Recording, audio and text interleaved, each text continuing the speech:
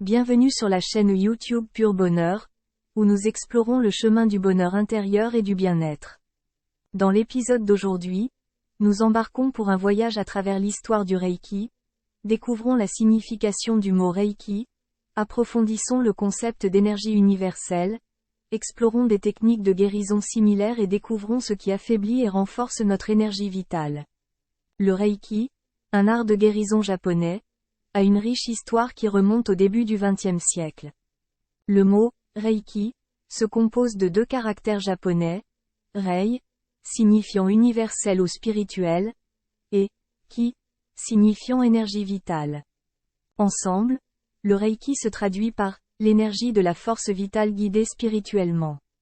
Mikao Usui, un moine bouddhiste japonais, est crédité de la redécouverte et du développement du Reiki. Cherchant des réponses aux questions de guérison et d'illumination spirituelle, Usui s'est lancé dans un voyage transformateur.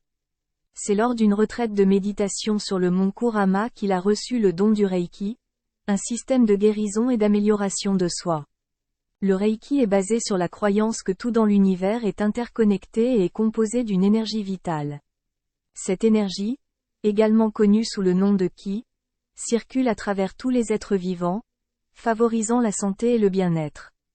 Les praticiens du Reiki servent de canaux pour cette énergie universelle, lui permettant de circuler dans le corps, l'esprit et l'esprit du destinataire.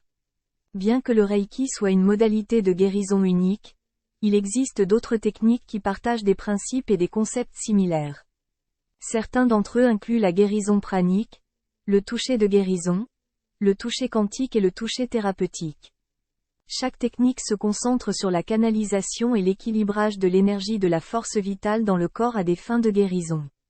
Notre énergie vitale peut être influencée par divers facteurs.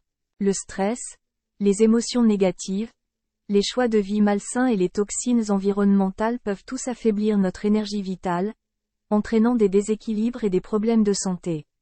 Il est essentiel d'être conscient de ces facteurs et de prendre des mesures pour atténuer leur impact sur notre bien-être. D'autre part, il existe des pratiques et des habitudes qui peuvent renforcer notre énergie vitale.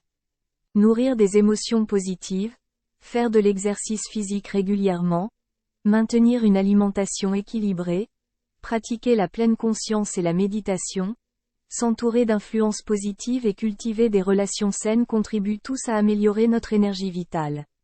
Merci de vous joindre à nous pour cette exploration éclairante de l'histoire du Reiki, du concept d'énergie universelle et des facteurs qui influent sur notre énergie vitale. Nous espérons que ces connaissances vous inspireront à vous lancer dans un voyage de découverte de soi, de bien-être et de transformation intérieure. Abonnez-vous pour plus de contenu éclairant sur la chaîne YouTube Pur Bonheur.